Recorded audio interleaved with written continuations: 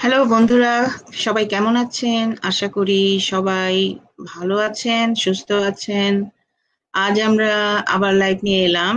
যে সত্য বলা হয়নি, আকাশ মালিক লিখিত বই। আজ পর্ব 13। তো আমার সাথে আছেন দরবেশ মোল্লা। দরবেশ মোল্লা, আপনি নিশ্চয়ই ভালো আছেন। আপনাকে হ্যাঁ, আমি শুভেচ্ছা। ভালো আছি। হুম। আচ্ছা, তো আমি তাহলে পড়া শুরু করছি। গতকাল আমরা যেখানে শেষ করেছিলাম তারপর থেকে আজ শুরু করব। তো আমাদের এই যে হিন্দু ধর্মের মনুসংহিতার সাথে একটা তুলনামূলক আলোচনা চলছিল ইসলাম ধর্মের।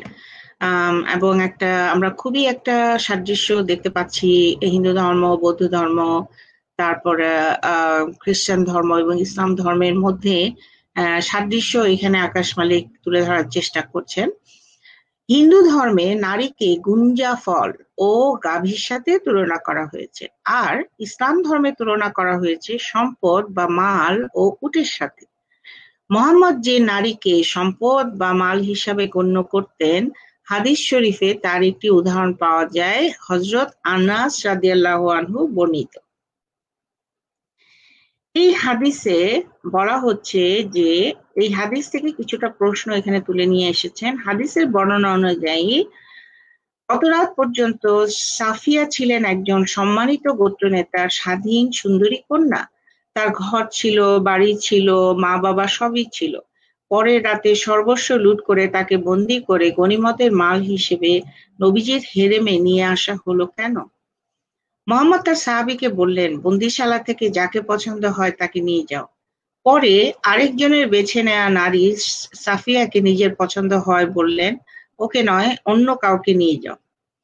তো এখান থেকে আমরা কি শিক্ষা নিতে পারি? নারী কি মানুষ, না বেচা কেনার গাভীর মতো ব্যবহারিক সম্পদ, উপভোগ্য মাল? মনুর দৃষ্টিতে সরাসরি নারী ছিল গাভীর মতো। মনু বলেন, যেমন গবাদি গর্ভে উৎপন্ন বৎস গো স্বামীর অর্থাৎ গাভীর স্বামী হয়, তেমন পরপুরুষে উৎপাদিত সন্তান উৎপাদকের হয় না, ক্ষেত্রীরই হয়। অর্থাৎ যদি কোনো স্ত্রীর স্বামীভিন্ন ব্যক্তি পরস্ত্রীতে বীজ বপন করে ওই স্ত্রীর প্রতি অর্থ সৃষ্টি করে, যার বীজ সে ফল লাভ করে না।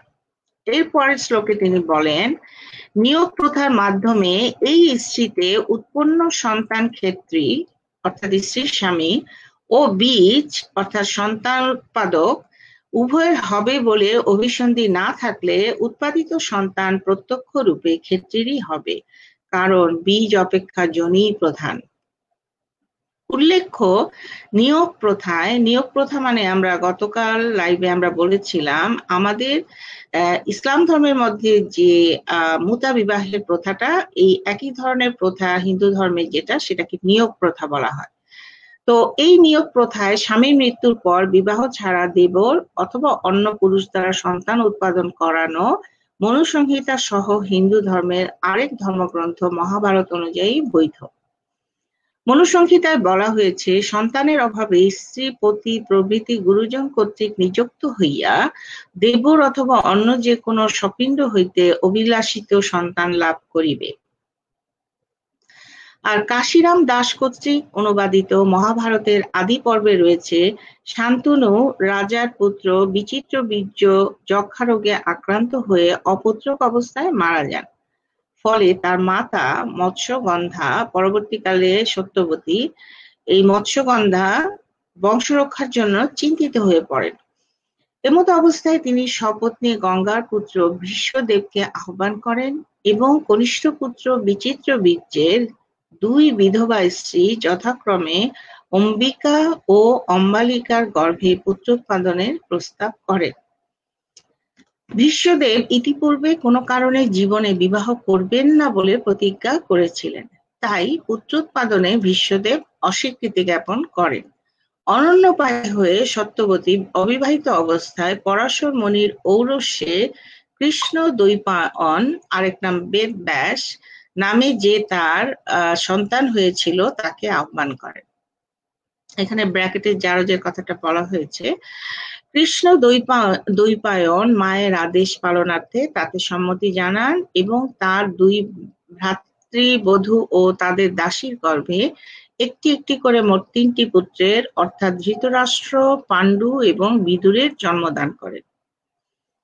অন্যত্র মনু ভ্রাতৃবধূকে দেবরের মা এবং দেবরকে ভ্রাতৃবধূর ছেলে হিসাবে সম্মান দেখাতে বলেছেন। ভাইয়ের মৃত্যুর পর কিংবা ভাইয়ের সন্তান না থাকলে ভ্রাতৃবধূর সাথে পুত্রোৎপাদনের জন্য সঙ্গম করার কথাও বলা হয়েছে। এখানে আমরা ভাষাটা যদি খেয়াল করি দরবেশ মোল্লা, পুত্রোৎপাদন বলা হচ্ছে, এখানে সন্তান উৎপাদনের ব্যাপার কিন্তু বলা হচ্ছে না, বলা হচ্ছে পুত্র উৎপাদনের জন্য সঙ্গম করার কথা। এটা একটু উল্লেখ করার মতো ব্যাপার। তো মনুর ভাষ্যানুযায়ী তাহলে তো পরোক্ষভাবে মায়ের সাথেই সঙ্গম করা, আর এই কাজটি চলতে থাকবে পুত্র উৎপাদনে যতদিন সময় লাগে ততদিন পর্যন্ত। আচ্ছা, তো মায়ের সমতুল্য, সেই জন্য মায়ের সাথে তুলনা করা হচ্ছে। জ্যেষ্ঠ সহোদর ভ্রাতার স্ত্রী হলো কনিষ্ঠ ভ্রাতার গুরুপত্নী অর্থাৎ মাতৃতুল্য, এবং কনিষ্ঠ ভ্রাতার স্ত্রী জ্যেষ্ঠ ভ্রাতার পুত্রবধূ তুল্যা। এবার পুত্র উৎপাদনের জন্য কনিষ্ঠ ভ্রাতার সঙ্গম হবে জ্যেষ্ঠ ভ্রাতার স্ত্রী মাতৃতুল্য বিধবার সঙ্গে, আর জ্যেষ্ঠ ভ্রাতার সঙ্গম হবে পুত্রবধূ তুল্য কনিষ্ঠ ভ্রাতার বিধবা স্ত্রীর সঙ্গে। বিষয়টি উল্টোভাবেও করা যায়, যেমন একজন সন্তানহীন বিধবা পুত্র উৎপাদনের জন্য তার পুত্রতুল্য দেবরের সাথে এবং একজন সন্তানহীন বিধবা পিতৃতুল্য তার যা স্বামীর জ্যেষ্ঠ ভ্রাতার সাথে সঙ্গমের প্রস্তাব করতে পারবেন। এই বিষয়ে সঙ্গমটি কিভাবে হবে তাও ভগবান মনু বলে দিয়েছেন। বিধবাতে নিযুক্ত হইয়া ঘৃতাক্ত শরীরে মৌনতা অবলম্বন করত রাত্রিবেলা একটি মাত্র পুত্র উৎপাদন করিবে, কদাচ দ্বিতীয় পুত্র উৎপাদন করিবে না। এখন এখানে যদি কন্যা উৎপাদিত হয় তাহলে কি হবে?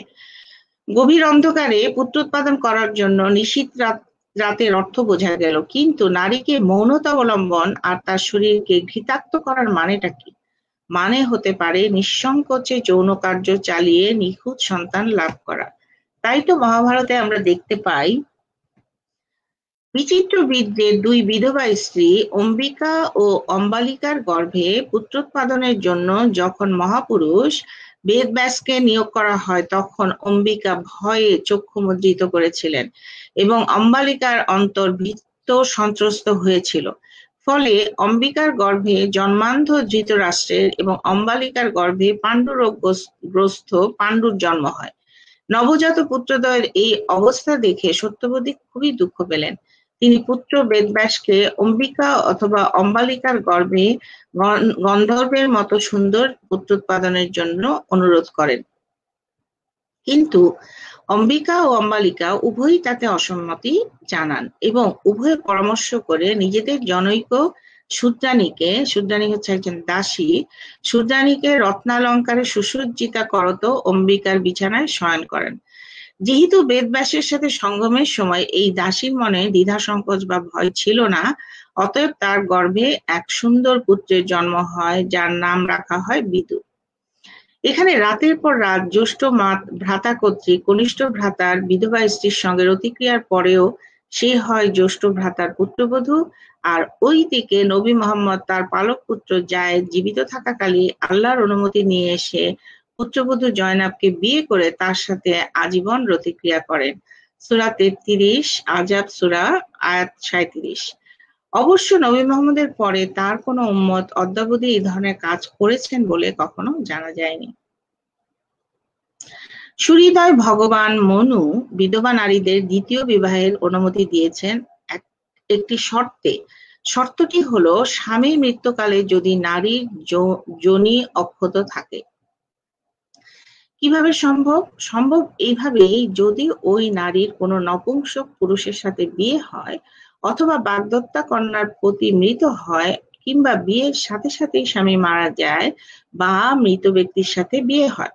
মৃত ব্যক্তির সাথে বিয়ে, হায় ধর্ম, কিন্তু বিধিবাম। বিধবাদের এই সুখটুকুও পরাশর মনির সইল না। নিয়োগ প্রথা বা দেবরাদির দ্বারা সন্তান উৎপাদনের কাজ যতই ঘৃণ্য, অশ্লীল এবং ন্যাক্কারজনক হোক না কেন, তা চালু থাকায় হতভাগিনী বিধবাদের স্বাভাবিক শারীরিক চাহিদা নিবারণের কাজ চলে যাচ্ছিল। কিন্তু মহামুনি পরাশর সেটাও সহ্য করতে পারলেন না। তিনি তার আইনে ঘোষণা দিলেন, অশ্বমেধ, গোমেধ যজ্ঞ, সনর্বাস অবলম্বন, মাংস দ্বারা পিতৃশ্রাদ্ধ এবং দেবরের দ্বারা পুত্র উৎপাদন, এই 5টি কলিকালে বর্জন করতে হবে। নবী মোহাম্মদ বলেন, হে পৃথিবীর মানব জাতি, এই সারা বিশ্ব তোমাদের উপভোগ্য সম্পদ, আর এই উপভোগ্য সম্পদের মধ্যে সর্বশ্রেষ্ঠ সম্পদ বা মাল তোমাদের আমলদার শক্তি নারী। উল্লেখ্য, আরবি এই মাতা শব্দটি বলতে সম্পত্তি, সম্পদ, সামগ্রী, বস্তু বা দখলকৃত বা ক্রয়কৃত মাল বা ধন বোঝায়। মাতা শব্দটি কোনো অবস্থাতেই কোনো অর্থেই মানুষ হয় না, হতে পারে না। আধুনিক যুগের তথাকথিত শিক্ষিত মুসলিমগণ সাধারণ মানুষের চোখে ধুলা দেওয়ার জন্য মাতা শব্দের ইসলামী পরিভাষা আবিষ্কার করেছেন অমূল্য সম্পদ। সতী নারী বলতে কি বোঝায়, আর নারীর সতীত্ব বা কিভাবে পরীক্ষা করা যায়? সতী নারীর প্রতি সকল ধর্মেরই প্রবল আগ্রহ লক্ষণীয়। ধর্মের দৃষ্টিতে সতী মানে সচ্চরিত্রের অধিকারী নয়। সতী বলতে অক্ষত যোনি বা যে নারীকে পূর্বে কোনো পুরুষ স্পর্শ করেনি বোঝায়। বিবেককে ধোঁকা দিয়ে অনেক মুসলমান বলেন, কোরআনের বহু শব্দই নাকি রূপক অর্থে ব্যবহৃত। মানুষের কাছে যুক্তিহীন, অগ্রহণযোগ্য কথা গ্রহণযোগ্য করে তোলার উদ্দেশ্যেই মূলত ইসলামী পরিভাষা, রূপক, ভাবার্থক এইসব বলা হয়। মুহাম্মাদের কাছে নারী নামমাত্র মূল্যে বিক্রি হয়, আর তা শ্রেষ্ঠ হয় সতী শর্ত সাপেক্ষে। হাদিসে নবীজি বলেন, আব্দুল্লাহ ইবনে আমর ইবনে আল আস হতে বর্ণিত, আল্লাহ ও শেষ দিনের উপর বিশ্বাসী তোমাদের যারা দাসী খরিদ করে বিবাহ করতে চায়, তারা যেন এই বলে দোয়া করে, হে প্রভু, এই মহিলাকে শয়তানের কুমন্ত্রণা থেকে বাঁচিয়ে রেখো। সে যেন আমার জন্য উপকারী হয়, তার মধ্যে যেন ভালো গুণ থাকে। আর এই দোয়া পড়বে তোমরা যখন উট খরিদ করবে। তার মানে একজন দাসী খরিদ করার সময় যে দোয়াটা করতে হবে, একজন উট খরিদ করার সময়ও সেই দোয়াটাই পড়া হয়। নারীকে ভোগের ব্যাপারে হিন্দু মুসলমান উভয় ধর্মগ্রন্থের বক্তব্য পরিষ্কার। পুরুষ যখন যেভাবে চাইবে নারীকে ভোগ করবে। সঙ্গমাসন কেমন হবে তাও নির্ধারণ করবে পুরুষ। এখানে নারীর পছন্দ অমার্জনীয় পাপ। পুরুষের লিঙ্গ জীবন্ত সক্রিয়, আর নারীর যোনি প্রাণহীন আবাদ ভূমি। চাষি তার জমিতে চাষ করবে তার ইচ্ছে মতো যখন তখন। নারীর যোনি যে পুরুষের চাষক্ষেত্র, এই ব্যাপারে ভগবান মনুর সাথে নবী মোহাম্মদের মতের মিল আছে। কোরআনে তার প্রমাণ পাওয়া যায়। আল্লাহ বলছেন, তোমাদের স্ত্রীরা হলো তোমাদের শস্যক্ষেত্র, তোমরা যেভাবে ইচ্ছা তাদেরকে ব্যবহার করো। সূরা বাকারা আয়াত 223। এই আয়াতের পটভূমি সম্পর্কে জানা যায়, একটি সমস্যা সৃষ্টি করেছিল সদ্য বিবাহিত আনসারীদের এক মহিলা। মক্কা মুহাজিরগণ যখন মদিনায় আসেন, তন্মধ্যে একজন মুহাজির এক আনসারী মদিনাবাসী মুসলিম মহিলাকে বিয়ে করেন। ওই মহিলা পূর্বে ইহুদিদের সাথে বসবাস করতেন বিধায় ইহুদিদের সঙ্গম পদ্ধতি অনুসরণ করতেন। কুরাইশ বংশীয় স্বামী যখন তার সাথে তার পিছন দিক থেকে সঙ্গম করতে ইচ্ছা প্রকাশ করেন, মহিলাটি এই বলে প্রতিবাদ করলো, আমি উপুর হয়ে শুইতে যাব না, তোমার পছন্দ না হয় বিছানা ত্যাগ করতে পারো। সমস্যাটির সংবাদ আল্লাহর রাসূলের কান পর্যন্ত পৌঁছিল। নবীজি কোরআনের বাণী দিয়ে সমস্যার আশু সমাধান করে দিলেন, আর স্ত্রীগণকে আদেশ দিলেন, তোমরা সবসময় প্রস্তুত থেকো, কোনো অবস্থাতেই স্বামীগণ যেন বিফল মনোরথ হয়ে ফিরে না যায়। হাদিসে উল্লেখ আছে, হযরত আবু হুরায়রা থেকে বর্ণিত, আল্লাহর রাসূল বলেছেন, যখন একজন স্বামী সঙ্গম করার জন্য তার স্ত্রীকে আহ্বান করেন, তখন সেই স্ত্রী যদি বিছানায় না এসে অন্যত্র রাত কাটায়, ফেরেশতারা ওই নারীকে সমস্ত রজনী অভিশাপ দিতে থাকে। কিন্তু মুহাম্মদ ঋতুস্রাবকালে সহবাস নিষিদ্ধ করেছেন, সেটা হলো সূরা বাকারা আয়াত 222। তবে বলেছেন, কেউ যদি ওই সময় তা থেকে বিরত না থাকতে পারে, তাহলে সে যেন এক মুঠো খেজুর দান করে অথবা একজন ভিক্ষুক খাওয়ায়। তার মানে কাফারা দিয়ে এই সময়ে সঙ্গমের অনুমোদন দেওয়া হলো। ভিক্ষুক খাওয়ানো অথবা এক মুঠো খেজুর দান করার মধ্যে বেচারি স্ত্রীর লাভ ক্ষতি মোটেই বোঝা গেল না। এদিকে মিশকাত শরীফে পাই, রজস্বলা স্ত্রীর সাথে কোনো পুরুষ সঙ্গম করিলে তাকে এই কাজের জন্য 1 দিরহাম সাদকা দিতে হবে। রক্তের রং কিছুটা হলদে হলে সদকার পরিমাণ হবে অর্ধ দিনার, আর সম্পূর্ণ লাল হলে 1 দিনার। এতক্ষণ গ্রন্থদ্বয় আলোচনা করে আমরা নারী বিষয়ে এই শিক্ষা পেলাম যে নারী পুরুষের উপভোগ্য সম্পদ বই কিছু নয়, মোহাম্মদ, এবং নারীগণ কেবলই মিথ্যা পদার্থ মন অনুসারে। সুতরাং 2 ময়ের গল্প আমরা এতক্ষণ শুনলাম। তো এখানে একটা হাদিস ছিল দরবেশ মোল্লা, আমার হাদিসটার নাম মনে পড়ছে না, যে এই যে পিছনের সঙ্গমের যে পিছন পথে সঙ্গম করার যে নিষিদ্ধ করা হয়েছিল, সেটা কি আমরা এখান থেকে দেখতে পাচ্ছি নাকি? এটা একটু আমি দ্বিধাগ্রস্ত হলাম আর কি। এখানে তো আমরা অনুমোদন আছে দেখতে পেলাম। তো বিবি আয়েশা রাদিয়াল্লাহু আনহা এবং নবী মুহাম্মদ সাল্লাল্লাহু আলাইহি ওয়াসাল্লামের ব্যাপারে আমরা 3য় অধ্যায়ে যাচ্ছি। মক্কা কুরাইশ বংশের বনি তাইম গোত্রে ইসলাম ধর্মের অন্যতম সাহাবী এবং প্রথম খলিফা হযরত আবু বকরের জন্ম।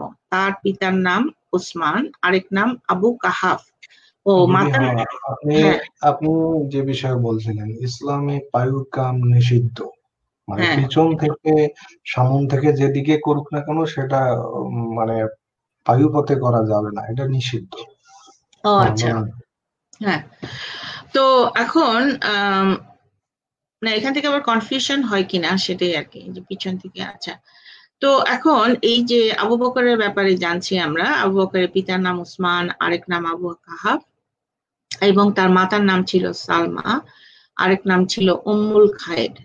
তো আমরা এই যে আবু কাহাফ আরেক নাম, তার মানে কাহাফের পিতা, আর উম্মুল খায়ের মানে হচ্ছে খায়ের মা।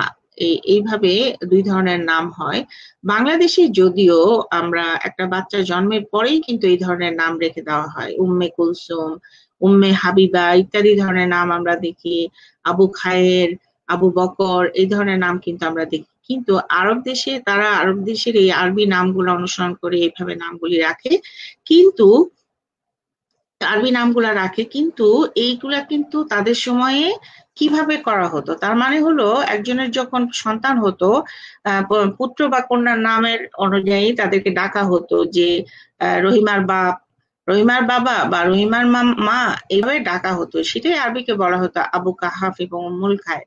কিন্তু বাংলাদেশে যেটা হয়, আমাদের ভারত উপমহাদেশে সম্ভবত, এই যে নামগুলি রাখা হয় একজন সন্তানের জন্মের সাথে সাথে, সে কিন্তু বড় হয়ে কি তার সন্তান হবে এবং তার নাম সেটা রাখা হবে, এরকম ভেবে কি সেটা করা হয়? এরকম ভেবে কিন্তু করা হয় না, এটা করা হয় অজ্ঞতা থেকে। তারা মনে করে যে এগুলি হচ্ছে আরবি নাম।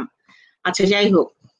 তো আবু বকরের স্ত্রী কুতাইলা যখন কোনো অবস্থাতেই নিজের পুত্রপুরুষের পৌত্তলিক ধর্ম ত্যাগ করে মুহাম্মদের প্রচারিত নতুন ধর্ম ইসলাম গ্রহণ করতে রাজি হলেন না, আবু বকর তখন তাকে তালাক দিয়ে দেন। কুতাইলা আবু বকরের স্ত্রীর নাম। আবু বকরের আরেক স্ত্রী উম্মে রোমানের গর্ভে 614 খ্রিস্টাব্দে হযরত আয়েশা জন্মগ্রহণ করেন। মুহাম্মদের পরামর্শ অনুযায়ী আবু বকর যখন প্রথম প্রকাশ্যে ইসলাম ধর্ম প্রচার শুরু করেন, কুরাইশগণ তার উপর প্রচন্ড ক্ষিপ্ত হয়ে ওঠে। এই নিয়ে আবু বকর তার ছোট মেয়ে আয়েশার নিরাপত্তার জন্য খুবই চিন্তিত হয়ে পড়েন। কুরাইশদের অসহযোগিতা, রক্তচক্ষু গালমন্দে অতিষ্ঠ আবু বকর দেশ ত্যাগের সিদ্ধান্ত নিলেন। আবু বকর আয়েশাকে সঙ্গে নিয়ে প্রথমে ইয়েমেন ও পরে আবিসিনিয়ায় চলে যান। কিছুদিন পর আবার সপরিবারে মক্কায় ফিরে আসেন। একই বছর 619 খ্রিস্টাব্দে মুহাম্মদের প্রথম স্ত্রী হযরত খাদিজা মৃত্যুবরণ করেন।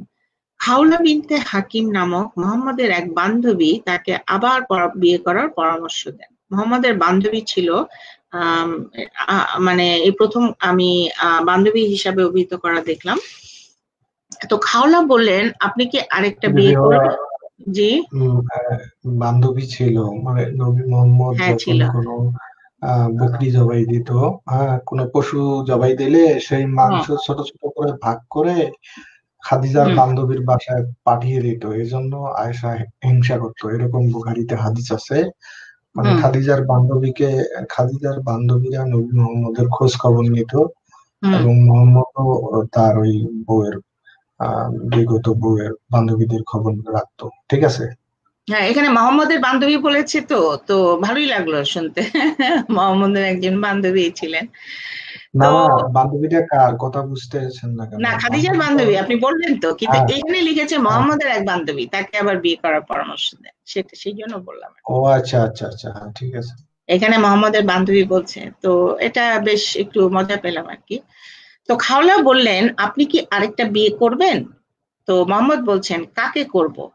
খাওলা বলছে, আপনি চাইলে একজন সতীকে করতে পারেন, মানে ভার্জিনকে, কিংবা একজন তালাকপ্রাপ্ত বা বিধবাকেও করতে পারেন।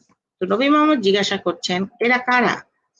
তখন হাওড়া বলছে, অবিবাহিত অবিবাহিত কুমারী বিয়ে করতে চাইলে আপনারই প্রিয় বন্ধুর 6 বছরের কন্যা আয়শা বিনতে আবু বকর, আর বিধবা করতে চাইলে সাউদা বিনতে জামাহ। তো নবী মোহাম্মদ বললেন, তুমি তাদের কাছে আমার প্রস্তাব নিয়ে যাও। মোহাম্মদের বিয়ের প্রস্তাব নিয়ে খাওলা প্রথমে আয়শার মা উম্মে রোমানের কাছে গেলেন। নবীর কাছ থেকে বিয়ের প্রস্তাব এসেছে শুনে হতভম্ব হয়ে গেলেন উম্মে রোমান। আবু বকর বাড়ি আসার পর তিনি তার স্বামীকে ঘটনাটি শুনালেন। আবু বকর বললেন, উনি তো আমার ভাই, তা সম্ভব হয় কিভাবে? আয়েশার মা উম্মে রোমানের মতো পিতা আবু বকরও যে প্রস্তাব শুনে বিস্মিত হয়েছেন তার প্রমাণ মেলে নিচের হাদিসে। এই হাদিসটি হচ্ছে সাহিহ বুখারী ৭ এবং ৭-১৮। The Prophet asked Abu Bakr for Aisha's hand in marriage. Abu Bakr said, but I'm your brother. The Prophet said, you are my brother in Allah's religion and his book, but she, Aisha, is lawful for me to marry. ঠিক আছে, দুজনের মধ্যে মানে বলা হচ্ছে, যখন আবু বকর বলল যে তুমি তো আমার ভাই, কিভাবে আমার এই মেয়েটাকে বিয়ে দিব, তখন প্রফেট বলল যে তুমি আমার ভাই হচ্ছে আহ মানে ধর্মের ভাই, আমরা বলি না ধর্মের ভাই, তার বই তার ধর্ম অনুযায়ী, কিন্তু আয়শা তো আইনত আহ ঠিক আছে তাকে বিয়ে করার ব্যাপারে। নবী মোহাম্মদের আগ্রহটা বোঝা যাচ্ছে। এই হাদিস স্পষ্টই প্রমাণ করে ঘটনাটি ঘটেছিল মোহাম্মদের প্রস্তাব বহনকারী মহিলা ঘটক হাওলা ব্যর্থ হওয়ার পর। এখানে মোহাম্মদ নিজে এসে প্রস্তাব করছেন এবং আবু বকর ও মোহাম্মদ সামনাসামনি কথা বলছেন। তবু আবু বকর চেষ্টা করেছিলেন, অজুহাত খুঁজছিলেন যেন এই বিয়েটা না হয়, এবং এটাই স্বাভাবিক, কারণ একজন ধর্নাঢ্য ব্যবসায়ী তার 6 বছরের শিশুকে 50 বৃদ্ধের সাথে কোনো কালেই বিয়ে দিতে রাজি হবে না। মা উম্মে রোমান আবু বকরকে অনুরোধ করলেন মুতিম বিন আদির কাছে যাওয়ার জন্য। মুতিম বিন আদি একজন স্বনামধন্য ব্যক্তি ও সম্পর্কে মোহাম্মদের চাচাতো ভাই ছিলেন। আবু বকর দম্পতির আশা ছিল একদিন মতিম বিন আদির ছেলে জুবায়েরের সাথে আয়েশার বিয়ে দিবেন। আবু বকর পুনরায় মতিম বিন আদির কাছে পূর্বেকার সিদ্ধান্তের কথা শোনালেন। জুবায়েরের মা উত্তরে জানালেন যে এখন আর এই বিয়ে সম্ভব না, কারণ আমরা আমাদের সন্তানকে ধর্মত্যাগ করতে দিব না। জুবায়ের ইসলাম ধর্ম গ্রহণ করতে রাজি হলো না। আবু বকর নিরাশ হয়ে বাড়ি ফিরে আসলেন। এখানে মুতিম বিন আদির একটা ঘটনা উল্লেখ করা যেতে পারে। মোহাম্মদ প্রথম যেদিন মানুষ জড়ো করে তার মেরাজের ঘটনা বর্ণনা করেন, মুতিম বিন আদি সেখানে উপস্থিত ছিলেন। ঘটনাটি ছিল এরকম, এটা তো পড়তেই হবে। After Muhammad stated that he had undergone the Isra and Miraj, Mutim said, all of your affair before today was bearable, until what you said today. I bear witness that you are a liar. We strike the flanks of the she-camels for 1 month to reach the hallowed house. তো এখানে এই যে মুতিম যার ছেলের সাথে বিয়ে হওয়ার ব্যাপারে ছিল, সে ওইখানে উপস্থিত ছিল যখন মেরাজের গল্প যখন নবী মুহাম্মদ বলছিলেন, তখন তিনি বললেন যে আজকের দিনের আগে পর্যন্ত তোমার কথাবার্তা আমি নিচ্ছিলাম, হ্যাঁ আমি নিচ্ছিলাম, কিন্তু মানে সহ্য করার মতন ছিল, কিন্তু আজকে যে তুমি কথাটা বলছো মিরাজের কথাটা, এই মিরাজের কথা বলার পর তোমাকে আমি মিথ্যুক বলা ছাড়া আর কোনো উপায় নাই, তুমি একজন মিথ্যুক। তো বলছে যে বাইতুল মুকাদ্দাস মসজিদে যেতেই আমাদের এই উঠে করে যেতেই 1 মাস লাগে, আর তুমি বলছো যে কয়েক সেকেন্ডের মধ্যে তুমি আল্লাহর আকাশে চলে গেছো, তাই না? তো সে বলছে যে you went there in one night, by Allah, by Al Uzza, I do not believe you. বলছে যে আল্লাহর শপথ, আল উজ্জার শপথ, আমি তোমাকে বিশ্বাস করি না। এরপর মোহাম্মদ যখন তার স্বপ্নের কথা জানালেন, আয়েশাকে মোহাম্মদের কাছে বিয়ে দেওয়া ছাড়া আবু বকরের আর কোনো উপায় রইল না। আয়েশা সেই নিজের স্বপ্নের বর্ণনা দিচ্ছেন। আল্লাহর নবী আমাকে বলেছিলেন, বিয়ের আগে আল্লাহ তাআলা স্বপ্নে দুবার তোমাকে দেখিয়েছিলেন। আমি দেখলাম বেহেশতের সিল্কের কাপড় দিয়ে ঢেকে একজন ফেরেশতা তোমাকে কোলে নিয়ে আমার সামনে উপস্থিত। আমি বললাম, কাপড় উঠাও। অমনি দেখি জিবরাইলের কোলে জীবন্ত তুমি বসে আছো। আমি মনে মনে বললাম, এই যদি হয় আল্লাহর ইচ্ছে, তাহলে তা অবশ্যই পূর্ণ হবে। আবু বকর নিজেকে মোহাম্মদের ভাই ও আয়েশাকে ভাতিজির সম্পর্ক দেখাইয়েও বিয়ে আটকাতে পারেননি, অথচ মোহাম্মদ তার এক ভাতিজির বিয়ের প্রস্তাব পরবর্তীতে প্রত্যাখ্যান করেছেন। হ্যাঁ, একটা কথা বলি বলেন। যে হ্যাঁ, ছেলেরা যে কোনো পুরুষ মানুষ যদি স্বপ্নে মহিলা মানুষ দেখে, তাহলে সেটাকে আমাদের আঞ্চলিক ভাষায় স্বপ্ন দোষ বলে। এটা শয়তানে দেখায়, ঠিক আছে? তাই এরকম একজন নবী আরেকজনের বেগানা নারী, আয়েশা তো তখন বেগানা নারী, তাকে স্বপ্নে দেখে। আবার পালিত পুত্রের স্ত্রী, সেও বেগানা নারী, তাকে মনে মনে ভালোবাসে। এ তো পরক্রিয়া। কিন্তু আমি কিন্তু এই স্বপ্নের মধ্যে কোনো সমস্যা দেখছি না, জানেন। এটাকে তো একটা নির্মল স্বপ্ন মনে হচ্ছে। একটা শিশুকে কোলে করে জিব্রাইলকে চিন্তা করেন, পাখাওয়ালা কোনো কিছু, তো একটা ট্রের মধ্যে করে চাদর দিয়ে ঢেকে একটা সুন্দর নিষ্পাপ শিশুকে নিয়ে আসছে। এই স্বপ্নের মধ্যে এই স্বপ্ন দেখে এটাকে বিয়ে ভাবাটা কেন? জিব্রাইল কি বলেছিল যে আপনি একে বিয়ে করেন? এই ধরনের কথা আমি এখানে দেখি না। জিব্রাইল বলেছিল যে এটা আপনার স্ত্রী। ও, জানি না, কোলে করে নিয়ে আসছে। আচ্ছা, তো এখানে আরেকটা ঘটনা এখানে বলা হচ্ছে যে মোহাম্মদ তার আবার এক ভাতিজির বিয়ের প্রস্তাব প্রত্যাখ্যান কিভাবে করেছিলেন। ঘটনাটা এরকম, হামজা ও আবু বকর ছিলেন পরস্পর বৈমাত্রীয় ভাই। আচ্ছা, তো মোহাম্মদের নবম স্ত্রী রামালা হচ্ছে আবু সুফিয়ানের মেয়ে, তার নাম হচ্ছে উম্মে হাবিবা। তো এখানে উম্মে হাবিবা বলছেন যে, I said, "O Allah's apostle, do you like to have my sister, the daughter of Abu Sufyan?" The Prophet said, "What shall I do with her?" I said, "Marry her." He said, "Do you like that?" I said, "Yes, for even now I'm not your only wife, so I like that my sister should share you with me." He said, "She's not lawful for me to marry." I said, "We have heard that you want to marry." He said, "The daughter of Salama?" I said, "Yes."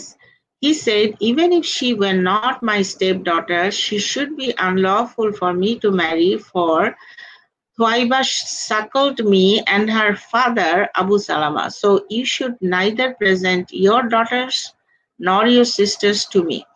আচ্ছা, এখানে যেটা বলা হচ্ছে যে উম্মে হাবিবা বলছিল যে তার বোনকে, মানে আবু সুফিয়ানের মেয়েকে বিয়ে করার জন্য, তো সেটাকে উনি প্রত্যাখ্যান করছিলেন আর কি, স্টেপ ডটারের ব্যাপারে। আচ্ছা, যাই হোক, এখানে উনি বলছিলেন যে আমার স্টেপ ডটার না হলেও আমার জন্য বিয়ে করা আনলফুল, কারণ মানে তাকে মায়ের দুধ খাওয়ানো হয়েছিল আর কি, বুঝছেন? দুধ খাওয়ার একটা ব্যাপার আছে। এটা কার কথা বলছে বুঝছেন? এটা হলো মানে হ্যাঁ, উম্মে হাবিবা শুনেছে যে মোহাম্মদ তার এই যে উম্মে সালমা নামে যে স্ত্রী আছে, তার একটা পূর্বের স্বামীর মেয়ে আছে, সেই স্বপ্নে সেইটাকে সে বিয়ে করবে বলে কথা বলা বলি হচ্ছিল। তা সেই কারণে উম্মে হাবিবা আবু সুফিয়ানের মেয়ে ভাবলো যে দলাদলি তো চলছে আওয়ামী লীগ বিএনপির মতো, মানে আয়েশা একটা গ্রুপ, উম্মে সালমার আর একটা গ্রুপ, তাহলে উম্মে সালমার এগেনস্টে আমাদের দল ভারী করতে গেলে তাহলে আমার বোনেরে দিয়ে দেয়, যেহেতু এখানে সম্পদ আর ক্ষমতার লড়াই, এখানে তো 50 বছরের বুড়া দিয়ে তো তাদের কোনো জৈবিক চাহিদা মেটার কথা না। সম্পদ আর ক্ষমতার লড়াইয়ে যাতে আমার বোনেরে দেই, তাহলে আমার ক্ষমতাটা বেশি হবে, সেই কথাটাই উনি বলছে যে আপনি তো আর আমাদের একার কারো স্বামী না, যেহেতু আপনার অনেক ওয়াইফ আছে এবং আপনি শুনছি যে আপনার উম্মে সালমার মেয়েকে বিয়ে করবেন, তাহলে আমার বোনের করলে সমস্যা কি? কথাটা এই অ্যাঙ্গেলে বলেছে। ডটার অফ উম্মে সালামা। আচ্ছা, লিঙ্ক চাচ্ছে উমর রাজি, আপনি একটু ওয়েট করেন, মানে বইটা পড়া হলে আপনাদের হ্যাঁ, আর মতামত 5 মিনিট, সারা দিতে। পড়ি, আর একটু পড়ি, পড়ে তারপরে পড়া শেষ করি। আবু বকর, যিনি চাঁদের দিকে না তাকিয়েই বলতে পারেন, মোহাম্মদ আঙ্গুলের ইশারায় চাঁদ দ্বিখণ্ডিত করেছিলেন। মোহাম্মদকে জিজ্ঞাসা না করেই সাক্ষী দিতে পারেন, মোহাম্মদ সশরীরে সপ্ত আকাশ ভ্রমণ করে পৃথিবীতে ফিরে এসেছিলেন। তিনি এবার নবীর মুখে স্বপ্নের কথা শুনে আয়েশাকে বিয়ে দিতে রাজি না হয়ে পারলেন না। তবে শর্ত দিলেন কন্যাদান হবে ৩ বছর পর। ইতিমধ্যে মোহাম্মদ বিধবা সওদা বিনতে জামাকে বিয়ে করেন। তাহলে এই ৩ বছরের জন্য যে অপেক্ষা করতে হবে, এই অপেক্ষারত সময়ের জন্য খাওলা যে তাকে বলেছিল ওই যে সাউদা আরেকজনকে বিয়ে করতে পারে, তাকে বিয়ে করে ফেললেন। ৩ বছর অপেক্ষা করলেন না। ৬২২ খ্রিস্টাব্দে আবু বকর তার ২ মেয়ে আয়েশা ও আসমাকে মক্কায় রেখে মোহাম্মদের সাথে রাতের অন্ধকারে মদিনায় পালিয়ে যান। এর কিছুদিন পর আসমাও ছোট বোন আয়েশাকে নিয়ে মদিনায় চলে যান। ৬২৩ খ্রিস্টাব্দে মোহাম্মদ আনুষ্ঠানিকভাবে নববধূ আয়েশাকে ঘরে তুলে নেন। মোহাম্মদের বয়স যখন ৫২ বছর, তখন নববধূ আয়েশা ৯ বছরের বালিকা। হাতে বিয়ের আংটি নয়, খেলার পুতুল নিয়েই বাসর ঘরে ঢুকলেন দোলনার বালিকা আয়েশা। পাশে রাখা দুধের গ্লাস থেকে মোহাম্মদ এক চুমুক দুধ পান করে আয়েশাকে দিলেন। আগামীকাল সূর্যোদয়ের সাথে সাথে পুতুল খেলার সাথীগণ তার সাথে খেলতে আসবে, সেই আশায় রাত প্রভাতের পানি চেয়ে ক্লান্ত আয়েশা একসময় ঘুমিয়ে পড়ল। জীবনের সবচেয়ে স্মরণীয় ঘটনাটি আয়েশা পরবর্তীতে এভাবে বর্ণনা করেছেন। আল্লাহর নবী আমাকে ৬ বছর বয়সে বিয়ে করেন। আমরা, আসমা ও আয়েশা, মদিনায় যাওয়ার পর হারিস বিন খাজরাজের ঘরে আশ্রয় নিই। সেখানে আমি রোগাক্রান্ত হয়ে পড়ি এবং আমার মাথার চুল পড়ে যায়। কিছুদিন পর সুস্থ হয়ে যখন আমার সঙ্গীদের নিয়ে দোলনায় খেলছিলাম, আমার মা এসে আমাকে হাতে ধরে ঘরে নিয়ে গেলেন। আমি বুঝতেই পারিনি কেন আমাকে ডেকে নেওয়া হচ্ছে। আমার তখন শ্বাস বন্ধ হওয়ার উপক্রম। মা আমাকে কিছুক্ষণ দরজার সামনে দাঁড় করিয়ে রাখলেন। আমার মাথা ও মুখমণ্ডল জল দিয়ে মুছে দেওয়ার পর যখন কিছুটা শান্ত বোধ করলাম, মা আমাকে ঘরের ভিতরে নিয়ে গেলেন। ঘরে ঢুকে দেখি মদিনার বেশ কয়েকজন মহিলা বসে আছেন। তারা আমাকে দেখে সমস্বরে বলে উঠলেন, শুভেচ্ছা আয়েশা, তোমার উপর আল্লাহর রহমত ও মঙ্গল হোক। মা আমাকে তাদের হাত ছেড়ে দিয়ে চলে গেলেন, আর তারা আমাকে বিয়ের সাজে সাজালেন। অপ্রত্যাশিতভাবে হঠাৎ দেখি আল্লাহর নবী এসে আমার সামনে উপস্থিত হলেন, আর মা আমাকে তার হাতে তুলে দিলেন। তখন আমার বয়স ছিল ৯ বছর। দোলনার বালিকা আয়েশা বুঝতেই পারলেন না যে তিনি আর বালিকা নন, বরং পরিপূর্ণ বয়সী এক পুরুষের শয্যা সঙ্গিনী। বিয়ের পরেও সাথীদের সঙ্গে পুতুল নিয়ে খেলতে গিয়ে মাঝে মাঝে ধরা পড়ে যেতেন। আয়েশা বলছেন, আমি যখন আমার বান্ধবীদের সাথে পুতুল নিয়ে খেলতাম, মাঝে মধ্যে আল্লাহর নবী তা দেখে ফেলতেন। নবীকে দেখে আমার বান্ধবীরা লুকিয়ে যেত, কিন্তু নবী তাদেরকে ডেকে এনে বলতেন, তোমরা আয়েশার সাথে খেলতে থাকো। হ্যাঁ দর্বে শুনলে আজকে আমরা এই পর্যন্তই রাখি। তো এখন আপনি লিঙ্কের কথা বলছিলেন।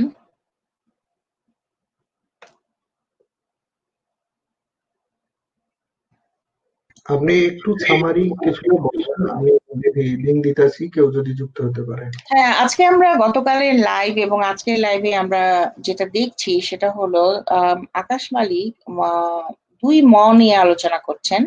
একজন হচ্ছে মনু, ভগবান মনু, মনুসংহিতার মনু, আর আরেকজন হচ্ছেন আমাদের নবী মোহাম্মদ। তো ২ নিয়ে আলোচনা করতে গিয়ে তিনি সাদৃশ্যগুলি দেখাচ্ছেন নারী সম্পর্কে। নারী যে ভোগ্যপণ্য সেই এবং মাল, ইসলামের যেরকম মাল এবং জীবজন্তুর সাথে তুলনীয়, এবং মনুসংহিতায় মনুও কিন্তু দেখাচ্ছেন যে নারী হচ্ছে ভোগ্যপণ্য এবং জীবজন্তুর সাথে তুলনীয়, সরাসরি তুলনা করছেন। আরেকটা ব্যাপার দেখাচ্ছেন, সেটা হলো ইসলামে যেরকম মুতা বিবাহের প্রচলন ছিল, যে একটা স্বল্পকালীন একটা বিয়ে, একই রকম ব্যাপার সেখানেও আছে, সেটা হলো নিয়োগ প্রথা। নিয়োগ প্রথাতে মূলত দেবরদের সাথে, যদি স্বামী মারা যেত, দেবরের সাথে সন্তান উৎপাদন এবং বিশেষ করে পুত্র উৎপাদনের জন্য তাদেরকে মিশতে দেওয়া হতো। সেই ক্ষেত্রে আমরা কিছু উদ্ধৃতি দেখলাম, তাদের ধর্মীয় গ্রন্থ যুক্ত থেকে হওয়ার আমরা লিঙ্ক দেখলাম। দেওয়া হয়েছে, যারা যারা যুক্ত হতে চান দেখুন নিচে পিন করা কমেন্ট আছে, আমরা একটি পরিবার, আর লিঙ্কটা দেওয়া আছে, প্লিজ ফলো করুন আর লিঙ্কে ক্লিক করে আসতে পারেন, আপনাদের যুক্ত করা হবে। মোহাম্মদ উমর রাজি এবং আর যারা আছেন যুক্ত হতে পারেন, আমরা বেশি আচ্ছা, দেরি করব না, আপনারা যুক্ত হলে হ্যাঁ, বের না করবো। কিন্তু আমার কথা নাকি ভেঙে ভেঙে যাচ্ছিল। আলম ভাই বললেন আমার কথা কি ভেঙে ভেঙে যাচ্ছে, দরবেশ মোল্লা? এই সামান্য একটু, ওটা ব্যাপার না, চালিয়ে আচ্ছা যান। আচ্ছা, হ্যাঁ আপনার কথা তো ঠিক আছে। না আমরা এখানে দেখলাম যে কতগুলা বিষয়, নতুন দু একটা দিক দেখলাম, যে মনুসংহিতার সাথে দুই ময়ের যে গল্পটা, দুই আলম ময়ের ভাই যুক্ত গল্পটা। হন, আলম ভাই নবীর উম্মত আরো যারা আগ্রহী আছেন কথা বলতে চান যুক্ত হন, লিঙ্ক তো দিয়ে দিলাম, খেয়াল করুন। উম, কোন কিতাব থেকে পড়ছেন প্লিজ কেউ রেসপন্স করুন। এই বইয়ের প্রথম পৃষ্ঠাটা আপনি একটু দেখাবেন নাকি, কাভারটা? এখানে অনেকেই এই কথাটা বলছেন। এটা আকাশ মালিকের বই, যে সত্য বলা হয়নি। দেখাইছি, আমি দেখাইছি তো, এখানেই কভার পেজ দেখাইছি, এবং আচ্ছা আকাশ আচ্ছা। মালিকের এই বইটা আমরা যে বিভিন্ন পর্ব আকারে চেতনা চ্যানেলে, হুম ওমর হুম। রাজি বলতে যুক্ত হওয়া যাচ্ছে না, কেন যুক্ত হওয়া যাচ্ছে না? আমি আবার লিঙ্কটা দিচ্ছি, আপনি কন্টিনিউ করেন। হ্যাঁ, তো এখানে আমরা যে নতুন যে বিষয়গুলো আমরা দেখলাম, যে হিন্দু ধর্মের সাথে ইসলাম ধর্মের যে তুলনা, আমরা অনেকেই মনে করি, বা অনেক হিন্দু যারা বিশ্বাসী তারা অনেকে মনে করেন যে ইসলামের মধ্যে বিভৎস ব্যাপারগুলো আছে, বা নারীকে ভোগ্যপণ্য ভাবার ব্যাপারগুলি আছে। যেহেতু ইসলাম ধর্মের এই কিতাবে সরাসরি এগুলি নিয়ে আলোচনাও হয়, সেই জন্য তারা মনে করেন যে হিন্দু ধর্মে নাই। কিন্তু আমরা এই দুই ময়ের আলোচনায় দেখতে পেলাম যে ভীষণ এক মানে সাদৃশ্য আছে ইসলাম ধর্মের সাথে এই যে হিন্দু ধর্মের। তো এখানে দুই ম নিয়ে আলোচনা হচ্ছে, মনু সংহিতার মনু, ভগবান মনু, আর আমাদের হচ্ছে ইসলামের নবী মোহাম্মদ। মোহাম্মদ এবং মনু দুইজনের সূত্র থেকে, দুই ধর্ম থেকে আমরা দেখতে পেলাম যে নারীরা কতটা ভোগ্যপণ্য, এবং আম তারা কতটা অবহেলিত এবং ভোগ্যপণ্য। এটা আসলে এই দুই ময়ের আলোচনার মাধ্যমে এক ধরনের আমরা বলতে পারি যে এটা প্রমাণিত। এই আলোচনায়, এই আলোচনাটি, এই অধ্যায়ের যে আলোচনাটি, এই আলোচনায় এই বিষয়টি প্রমাণিত হয়ে যায়, প্রমাণ করা হয়ে যায়। হ্যাঁ, ধন্যবাদ বিবিহা। ইনসাফ, আপনি আনমিউট করে আজকের লাইভের বিষয়ে যদি কোনো মন্তব্য করেন। ইনসাফ, ইনসাফ আপনি আনমিউট করে কথা বলতে পারেন। হ্যালো, আসসালামু আলাইকুম। ওয়ালাইকুম আসসালাম, ধন্যবাদ, আপনি আপনার বক্তব্য মোল্লা ভাই রাখুন। ভালো আছেন? আলহামদুলিল্লাহ, আমরা ভালো আছি। আচ্ছা, আমি একটু মিট করে রাখি, আজান চলতেছে।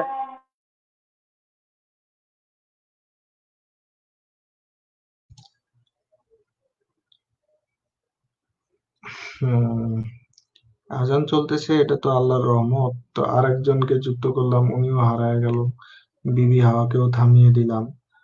খুরশেদ আলম ভাই, আপনি যুক্ত হতে পারেন, এবং নবীর উম্মত, আপনি বলছেন যুক্ত হওয়া যায় না, দেখেন দুইজন কিন্তু অলরেডি যুক্ত হয়েছে, আমি লিঙ্কটা দুইবার দিছি এবং পিন করে দিছি। আপনার ক্রোম ব্রাউজারে কোনো প্রবলেম আছে, লিঙ্কটা কপি করে ক্রোম ব্রাউজারের মধ্যে দেন, দিয়ে এন্টার মারেন, তারপরে ক্যামেরা এবং মাইকের পারমিশন দিন, তারপরে ক্যামেরা মিউট করে আসতে পারেন। দেখেন ট্রাই করে আপনার কোথাও কোনো প্রবলেম হচ্ছে, আমাদের লিঙ্কে কোনো প্রবলেম নাই, লিঙ্ক দুইবার দিছি। আর যারা যারা যুক্ত হতে চান ইচ্ছে করলে লিঙ্ক ক্লিক করে আসতে পারেন। আসলে আজকে যে আলোচনা বিবি হওয়া এতক্ষণ ধরে আমাদেরকে শোনালেন, এটা হলো বইয়ের নাম যে সত্য বলা হয়নি, লেখক আকাশ মালিক। এই বইটা নেটে ডাউনলোড করতে পারবেন, গুগলে নাম লিখে সার্চ দিলে, অথবা আমরা যে ইউটিউব চ্যানেল চেতনা চ্যানেলে কমেন্ট বক্সে লিংক দেয়া আছে, দ্বিতীয় পর্ব যেটা, ওখানকার কমেন্ট বক্সে দেয়া আছে, ওখান থেকেও ক্লিক করে, লিংকে ক্লিক করে ডাউনলোড করতে পারবেন। আর আজকে তো আমরা জানলাম দুই বলতে মনু এবং মোহাম্মদ, একজনের প্রেতাত্মা আর একজন। একই ব্যাপার, নারীকে শোষণ করার যত ধরনের পদ্ধতি আছে এবং সব আইন পুরুষের পক্ষে। এবং সেই সময়ে যারা প্রভাবশালী পুরুষ ছিলেন, ক্ষমতাধর পুরুষ ছিলেন, তারা দেদারসে নারী ভোগ করতে পারতেন এবং বিভিন্ন ফতোয়াবাজির মাধ্যমে নিরীহ মানুষের উপরে হ্যালো। শোষণটা চালাতে পারতেন। হ্যাঁ, ইনসাফ, আপনি বলুন। জি, আপনি আজকে আমাদের নবীর বিষয়ে কথা বলছেন না? জি জি। এই না, বিষয়টা দুই শুনলে আমার কেমন কেমন লাগে। একজন নৈতিক মানুষ, একজন মানবিক মানুষ, আমরা যাদেরকে বলি তাদের কিছু বৈশিষ্ট্য থাকে। এক নম্বর বৈশিষ্ট্য হচ্ছে একজনের কোন সম্পদের দিকে হস্তক্ষেপ করবে না, কোন নারীর দিকে হস্তক্ষেপ করবে না, কারো ক্ষতি করবে না, কারো স্ত্রী দেখলে ওই স্ত্রীর দিকে নজর দেবে না। এই ধরনের অনেক ধরনের নৈতিকতা আছে, ওগুলো তারা মেনটেন করে, তাদেরকে আমরা মানবিক মানুষ বলি।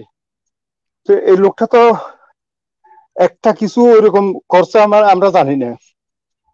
তো আমি একটু কষ্ট পেতেছি, এই পাহাড়ের উপর উঠছি তো আমার কষ্ট হইতেছে।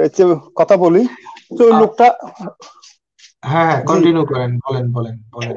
ওই লোকটা এমন একটা কাজ আমি পাইনি যে কাজটা উনি ভালো কাজ করছে, একটাও শুনিনি আমি আমার জীবনে, আমি একটাও শুনিনি একটা কাজ ভালো করছে। যেমন ওনার সুপারিশে আমরা সবাই বেহেস্তে যাব, কিন্তু 42 নম্বর, মনে হয় 42 নম্বর, হ্যাঁ 42 নম্বর সূরার 7 নম্বর আয়াতে বলছে ওনাকে কি করবে আল্লাহ, উনি নিজেও জানে না, এটা আমাদেরকে বলার কথা বলছে। এই ধরনের অনেক কিছু আছে। তাহলে উনি, আমরা যে প্রতিদিন 2.5 ঘন্টা নষ্ট করি ইবাদত করে, আজকে একটু আসরের পরে আমি একজনের সাথে কথা বললাম, আমাকে বলে আপনি এই সমস্ত কথা বলেন কেন? আমি বললাম কি বলি? কয় আপনি এই ইসলামের বিরুদ্ধে বলেন। আমি বলি কোরআন কি ইসলামের বিরুদ্ধে? কয় না। না, তাহলে কোরআনের কথা বলা ইসলামের বিরুদ্ধে কিভাবে হয়? যেখানে আমরা, আল্লাহ হচ্ছে একমাত্র আমাদের স্রষ্টা, এই পৃথিবী বা সবকিছুর মালিক আল্লাহ, কিন্তু আমরা যখন আমাদের নবীর নাম নেওয়ার সময় সাল্লাহ আল্লাহ বলি, সাল্লাহ আল্লাহ, সাল্লাল্লাহু আলাইহি ওয়াসাল্লাম, এই কথা যখন বললাম, আল্লাহ কার কাছে ইবাদত করে? আমাদের নবীর জন্য। এইটা মৌলভী সাহেব, কমি মাদ্রাসার মৌলভী, পাগল হয়ে গেছে, কয় 5 রকম ভাষা বুঝায়, ওইটা 5 রকম বুঝাই। আমি বললাম একরকম আমাকে বুঝাও। একরকম তো আমাকে বুঝাইলো না, আমার উপর আর রাগ। তাহলে কি আল্লাহ, আল্লাহর উপরে কি আল্লাহ আছে যার কাছে আমাদের আল্লাহ ইবাদত করে ওই আমাদের নবীর জন্য? এইভাবে এটা একটা খিচুড়ির মতো হয়ে গেছে, খিচুড়ি। আপনি এই যে মরমর ফাতির সময় আমাদের চট্টগ্রামে কিছু মানুষে এই 70 দানা দিয়ে ভাত খায়, মানে অনেক ধরনের দানা দিয়ে ভাত পাক করে। তো ঠিক ওই ধরনের হয়ে গেছে ইসলাম। ইসলাম যার মতো পালন করে, কে কি রকম পালন করে নিজেও জানে না। তো এই বিষয় নিয়ে কথা বলতে আমার খুব কষ্ট হয়। একটা শিশু, 9 বছরের একটা মেয়ে, আমি, আপনারা মাফ করবেন, আর এই ভিডিওটা যারা দেখবেন, ভাই আমাকে শুনতেছেন? জি জি, শুনতে পাচ্ছি ইনসাফ, আমরা শুনতে পাচ্ছি। আমার, জি, আমার দাদির ভাইয়ের বউ, আমি একদিন মস্কারি করে একটা এই ধরনের 9 বছরের, 9-10 বছর হবে আর কি, তা আমি বললাম আমি কি এই মেয়েটার সাথে এই মিলন করতে পারবো? আমার ওই দাদি কয় না, করা যাবে না। কেন? কয় মেয়েটা প্রচুর কষ্ট পাবে। কিন্তু একটা সাধারণ মহিলা, তার বিবেকে আসলো ওই মহিলাটা এই কষ্ট পাবে, এই ধরনের কাজ করা যাবে না। কিন্তু আমাদের নবী, মহানবী, উনি কি জানতেন না এই যে একটা 9 বছরের শিশুর সাথে এই যৌন মিলন করা ওই মেয়েটার জন্য কষ্ট হবে? শুধু তা না, এই মগাফির নিয়ে আজকে আমি খুব মানে অন্যভাবে বলছি। আমি কই আমি কোরআনে মগাফির নামের একটা শব্দ শুনছি, আমার খুব বেশি খাইতে মনে চায়। একজন কয় নুরি মার্কেট আছে, চলেন যাই নিয়ে আসি মধু। আমি বলছি মগাফির নামের মধু, কয় নুরি মার্কেট আসে, চলেন যাই নিয়ে আসি। কি ধরনের মানুষ দেখেন! মধু খাওয়ার জন্য কোথায় এই আল্লাহ বলছে মধু হারাম না, মধু তোমার জন্য হালাল করে দিলাম, কিন্তু ওই ঘটনার পরে বলছে মধু। একটা মানুষ কিভাবে মিথ্যে কথা বলতে পারে? দেখেন, আপনারা কথা বলেন, আমি শুনতেছি। ধন্যবাদ। হ্যাঁ, ধন্যবাদ ইনসাফ। আপনার কথার সূত্র ধরে যদি আমরা বলি, সেটা হলো যে অন্যের নারী দেখে যদি উত্তেজিত হয়, সেটা তো অনৈতিকতা। আধুনিক যুগের জি, কোনো মানুষ তার নিজের গার্লফ্রেন্ড বা নিজের স্ত্রী ছাড়া যৌন কাতর দৃষ্টিতে অন্যকে কামনা করা অনৈতিক, এটা সবাই বুঝতে পারে। কিন্তু নবী মোহাম্মদ পথে যদি কোনো যুবতী নারীকে দেখতেন, তাহলে উত্তেজিত হতেন এবং উনি ঘরে গিয়ে এই উত্তেজনা প্রশমন করার জন্য ওনার স্ত্রীর কাছে যৌন সঙ্গম করতেন। এবং আমরা বুখারীর হাদিসে আরো জানি যে আহ 11 জন মহিলা তাদের স্বামীদের বর্ণনা একে অপরকে দিচ্ছিলেন। সেই বর্ণনাগুলি আয়েশা নবীর কাছে বলছিলেন যে 1 নম্বর মহিলা তার স্বামীর বিষয়ে এই বলল, 2 নম্বর স্বামী এই বলল। এইভাবে 11 নম্বর মহিলা সে তার পূর্ব স্বামীর বর্ণনা দিয়ে বলে যে তিনি খুবই ধনাঢ্য, খুবই সুস্বাস্থ্যবান, অনেক আদর যত্ন করতেন আমাকে। 11 নম্বর মহিলা এই কথা বলে।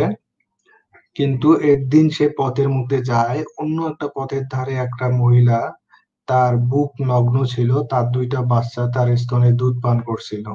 কিন্তু ওই নগ্ন স্তন দেখে সে তার ঘরের স্ত্রীকে এসে তালাক দেয়, দিয়ে ওই মহিলাকে বিয়ে করে। তখন নবী মোহাম্মদ আয়েশাকে বলে যে শোনো, এই যে 11 নম্বর পুরুষের কথা বললে, ও যেরকম আমি ওই রকম, কিন্তু ওই বেটা তার স্ত্রীরে তালাক দিছে, আমি তোমারে তালাক দেইনি, পার্থক্য এতটুকু।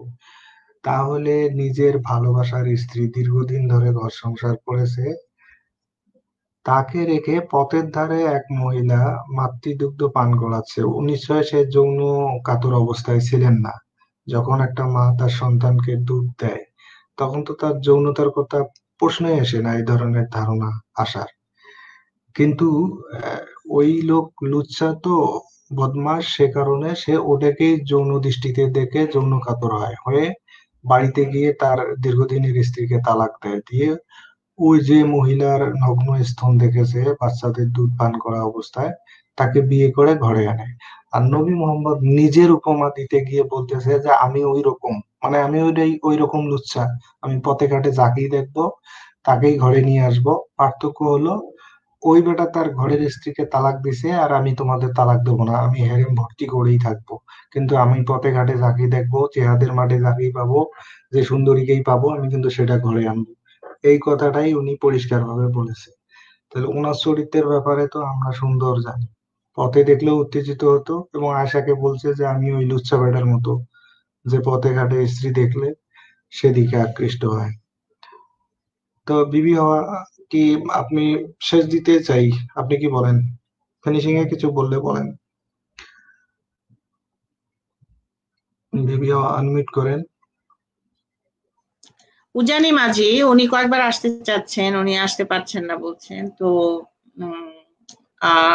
ওনাকে কি মানে আমাদের দিক থেকে তো কোনো সমস্যা নাই, তাই না? জি, আমি আরো একবার দিতে পারি, কিন্তু আমি তো দেখলাম যারা যুক্ত হয়েছে ওই হ্যাঁ। লিঙ্ক দিয়েই যুক্ত হয়েছে, কিন্তু পার্সোনালি তো ওই যে আমি শেষে ইনসাফ,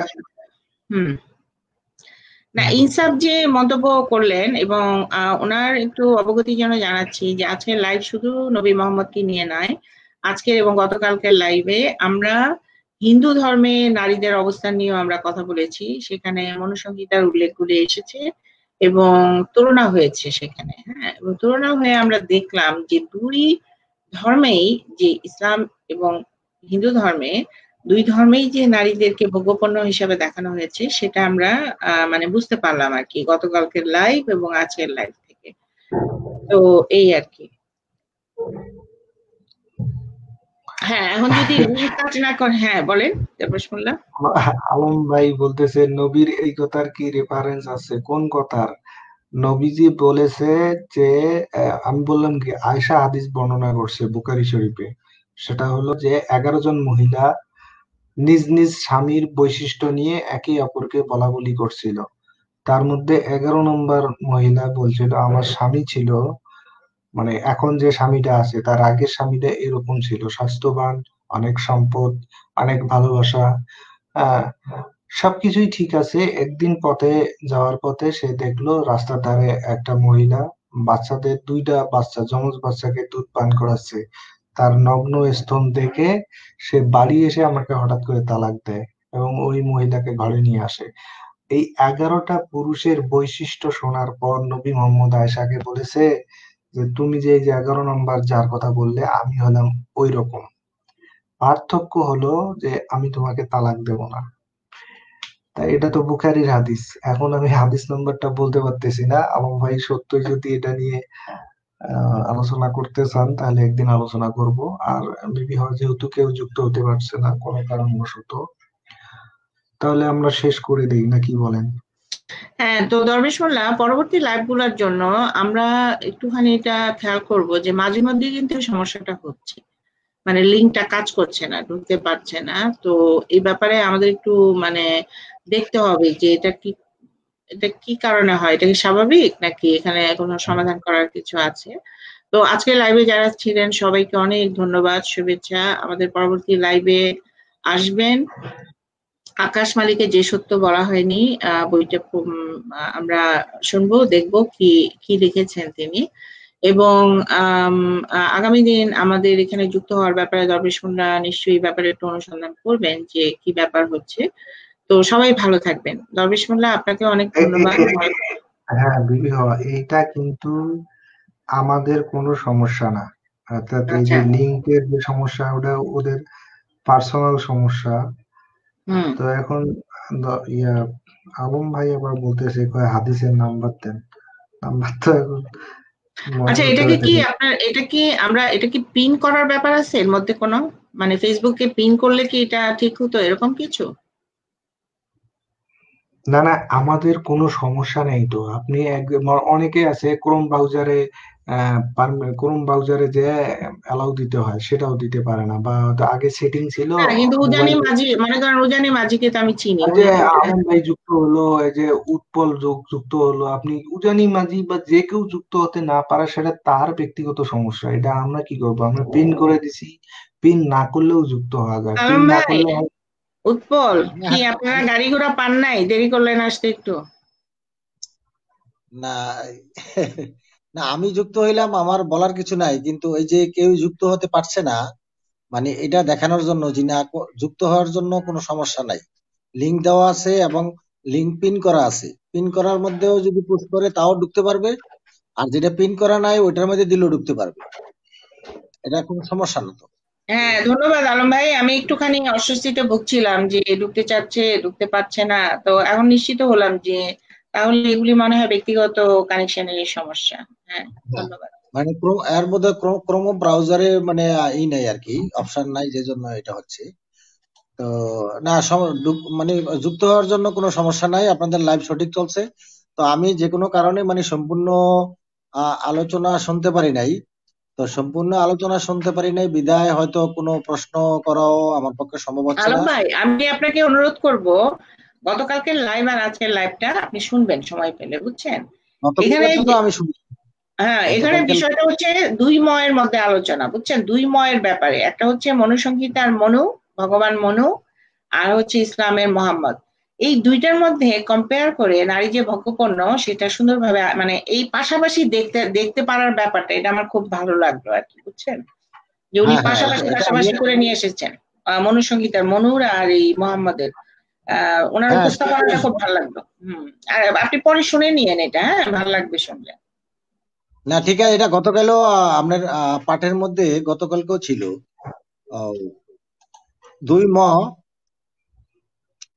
আলম গত ভাই গত আপনি আপনি এই এক নিয়ে বলেন, আমাদের ব্যাকগ্রাউন্ড যেটা সেটা নিয়ে বলেন। কারো যদি ওই মনু নিয়ে মানে কারো জ্ঞান থাকে বা সে যদি স্বীকার করে, অনেক মনু আছে, মনু অনুসারী আছে, বলবে যে এই ধর্মগ্রন্থগুলি সঠিক না, সহি না, ইত্যাদি ইত্যাদি বলবে। আপনি আমাদের যে পবিত্র সত্য ধর্ম একমাত্র ইসলাম, সত্য ধর্ম বিষয় বলেন, ওগুলো দরবেশ ভুয়া মোল্লা, ধর্ম।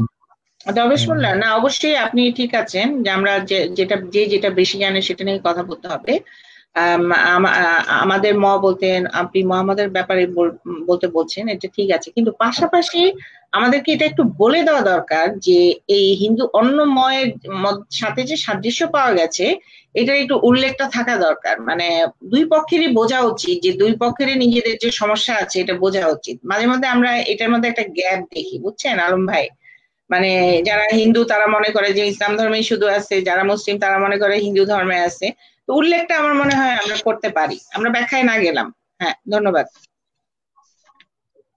না, তবে দরবেশ মোল্লা আমাকে ওই হাদিসের কথাটা বললেন সহিহ বুখারীর, ওই হাদিস নাম্বারটা একটু দিন। আমি ওটা দেখাবো, এখনই দেখাবো আপনাকে, কারণ যেহেতু আপনি অবজেকশন করেছেন, এখন ওটা আমি দেখাবো আপনাকে, এখনই দেখাবো। আমি এই জন্য একটু ওয়েট করছিলাম যে আপনি যেহেতু অভিযোগ করেছেন। আহ, আমি দেখাচ্ছি, তবে এখনই দেখাচ্ছি। আমি আমি আমি এই যে এইটা হলো আলম ভাই, আমি খাতা কলম দেখাচ্ছি। নিয়ে রেডি। সহিহ বুখারী। হ্যাঁ হ্যাঁ, ইসলামিক ফাউন্ডেশন।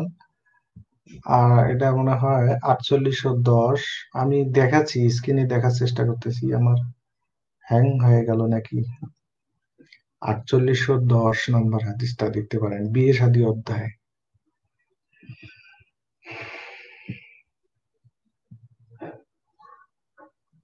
আপনি কি শুনতে পাচ্ছেন? হ্যাঁ, হ্যাঁ। না, আমি তো সহিহ বুখারী এবং সহিহ মুসলিম আমি সম্পূর্ণটাই পড়ছি। ওই যে hadisbidi.com এর যেটা ইসলামিক ফাউন্ডেশনের যে অ্যাপস আছে, এটা ডাউনলোড করে মুয়াত্তা মালিক পড়ছি। তবে সহিহ বুখারী সবই পড়ছি, কিন্তু হয়তো এটা মিস গেছে আর কি, হয়তো বুঝি নাই। এই 4810, হাদিসের মান কি? হাদিসের মান কি? ওটা তো বুখারী শরীফের হাদিস, মানে সহি। সহি। আচ্ছা, এই যে উৎপল আসছিলেন, উনি চলে গেলেন, আমি ভাবলাম যে আলম ভাইয়ের সাথে আপনার কথা শেষ হলে ওনাকে জিজ্ঞাসা করব। হ্যাঁ হ্যাঁ, জিজ্ঞাসা করেন। আমি আমার না, উৎপল তো মানে চলে গেছেন, উনি কি রাগ করে চলে গেলেন নাকি? আমার ডিভাইস হ্যাং এই যে করেছে। আমি এই যে আজকের আলোচনায় আপনাদের যে ছিল, যে এক জায়গায় আলোচনা করছিলেন যে চন্দ্র দ্বিখণ্ডিত হয়ে গেছে, সেটা আবু বকর বিশ্বাস করলো। চন্দ্র দ্বিখণ্ডিত হওয়ার যে বিষয়টা, এই বিষয়টা হলো চন্দ্র তো দ্বিখণ্ডিত হয়েছে, এটা হলো 617 সালে। 617 সালে 20 অক্টোবর বৃহস্পতিবার। এটা মানে নাসার বিজ্ঞানীরা এটা মানে রিসার্চ করে দেখা গেছে যে 617 সালের এই 20 অক্টোবর পূর্ণিমার চাঁদ ছিল, এবং সেই রাতে চন্দ্রগ্রহণ ছিল। চন্দ্রগ্রহণের কারণে চাঁদটাকে অর্ধেক দেখা গেছিল। মানে প্রথম তো পূর্ণচাঁদই ছিল, পরবর্তী পর্যায়ে চাঁদরা অর্ধেক হয়ে গেছিল আর কি, অর্ধচাঁদ দেখা গেছিল। এখন এই আয়াতটা নাকি নাজিল হয়েছিল সময় আসন্ন, চন্দ্র অর্ধেক হয়েছে। কিন্তু পরবর্তীতে এই আয়াতটা আবার করা হয়েছে, কেয়ামত আসন্ন, চন্দ্র দ্বিখণ্ডিত হয়েছে। আচ্ছা যাক, চন্দ্র দ্বিখণ্ডিত হয়েছে, এখন যেভাবে আছে সূরা কামারের 54 নম্বর আয়াত যেভাবে আছে সেভাবেই জানতে চাই। কিন্তু এটা সাক্ষী একমাত্র দেখা যায় আব্দুল্লাহ ইবনে মাসুদ, উনি ওনার সাথে ছিলেন, উনি প্রত্যক্ষদর্শী। আর বাকি যে দুজন আছে, একজন হলো আনাস ইবনে মালিক, যিনি ওই ঘটনার সময় উপস্থিত ছিলেন না। আর আরেকজন সাক্ষী হলো আব্দুল্লাহ ইবনে আব্বাস, মানে ঘটনার সময় তার জন্মই হয় নাই। তো এখন এটা কিভাবে নেব? হুম। কিন্তু আমাদের প্রাসঙ্গিকতা এখানে কেন এসেছে কথাটা, যে আবু বকর যে কেন আয়েশার ব্যাপারে বাধা দিতে পারলেন না? কারণ বলছেন যে এর আগে তো চাঁদের ব্যাপারে সমর্থন, তারপরে মিরাজের ব্যাপারে সমর্থন জানাইছেন, এরকম মানুষ হিসাবে যখন নবী মোহাম্মদ তাকে শোনালেন যে স্বপ্নে দেখেছেন দুইজন জিব্রাইল কোলে করে আয়েশাকে সিল্কের কাপড়ে মুড়িয়ে নিয়ে এসেছে তার স্ত্রী হিসাবে, তখন সেটাতেও তো বিশ্বাস না করে পারছে না। এখানে এই প্রসঙ্গে এটাই আসছে। এখন আপনি বিশ্বাস যে করবেন, এখন এই আরবের মক্কার মানে দুইটা পাহাড় যে আছে, দুই দিকে, একটা উত্তর দিকে একটা দক্ষিণ দিকে। একটা পাহাড়ের নাম হইলো আলম ভাই, আপনার আলম ভাই, হ্যাঁ আলম ভাই, আমি হ্যাঁ হ্যাঁ এই চাঁদের বিষয়টা মনে হয় আপনি মোটামুটি জানেন। আমি একটু পরে আপনাকে মেসেজ দেব। চাঁদের বিষয়ে আপনার সাথে আমি একটা লাইভ করব, এই একটু পরে আলোচনা করব। চাঁদ ফাটাইছে আচ্ছা, যে, এটা কি 4810? হ্যাঁ, এটা একটু দেখাইতে চাই আপনাকে। সেটা হলো আপনি এখন পড়তে পারতেছেন কিনা। আমি মোটামুটি এই যে আমি হ্যাঁ, চার নোট হাজার করে আটশো নিই। দশ না, আপনি আমি একটু নোট যদি করে নিই। পড়তেন। হ্যাঁ, হ্যাঁ, এখানে রাখেন। হ্যাঁ। আব্দুল আজিজ ইবনে আব্দুল্লাহ রহমতুল্লাহ আবু হুরায়রা থেকে বর্ণিত, রাসূল সাল্লাল্লাহু আলাইহি সাল্লাম বলেছেন, নারীরা হচ্ছে পাঁজরের হাড়ের ন্যায়। যদি তোমরা তাকে ও সরি সরি, 4810-এ যেতে হবে ভাই। আমি 6-এ পড়তে দিছি, আমি ঠিকই বের করছি কিন্তু পরে চাপা পড়ে গেছে হচ্ছে। হ্যাঁ হ্যাঁ, 10-এ, 4810। সুলাইমান ইবনে আব্দুর রহমান ও আলী ইবনে হুজর আয়েশা রাদিয়াল্লাহু থেকে বর্ণিত, তিনি বলেন, 11 জন মহিলা এক স্থানে একত্রিত হয়ে বসল এবং সকলে মিলে একই কথা উপর একমত হলো যে এই তারা কথার উপর। নিজেদের হ্যাঁ এই কথার উপর, হ্যাঁ বুঝছি, এই কথার উপর একটু ছোট দেখা যায় তো, আচ্ছা, এই কথার উপর একমত হলো যে তারা নিজেদের স্বামীর ব্যাপারে কোনো তথ্যই গোপন রাখবে না। প্রথম মহিলা বলল, আমার স্বামী অত্যন্ত হালকা পাতলা, দুর্বল ওটের গোস্তের ন্যায়, যেন কোনো পাহাড়ের চূড়ায় রাখা হয়েছে এবং সেখানে আরোহণ করা সহজ কাজ নয়, এবং গোস্তের মধ্যে এত চর্বিও নেই যে কারণে সেখানে উঠার জন্য কেউ কষ্ট স্বীকার করবে। দ্বিতীয় মহিলা বলল, আমি আমার স্বামী সম্পর্কে কিছু বলবো না, কারণ আমি ভয় করছি যে তার সম্পর্কে বলতে গিয়ে শেষ করা যাবে না, কেননা যদি আমি তার সম্পর্কে বলতে যাই তাহলে আমাকে তার সকল দুর্বলতা এবং মন্দ দিকগুলো সম্পর্কেও বলতে হবে। তৃতীয় মহিলা বলল, আমার স্বামী একজন দীর্ঘদেহী ব্যক্তি, আমি যদি তার বর্ণনা দেই আর সে যদি তা শোনে তাহলে সে আমাকে তালাক দিবে, আর যদি আমি কিছু না বলি তাহলে সে আমাকে ঝুলন্ত অবস্থায় রাখবে, অর্থাৎ তালাকও দেবে না, স্ত্রীর মতো ব্যবহারও করবে না।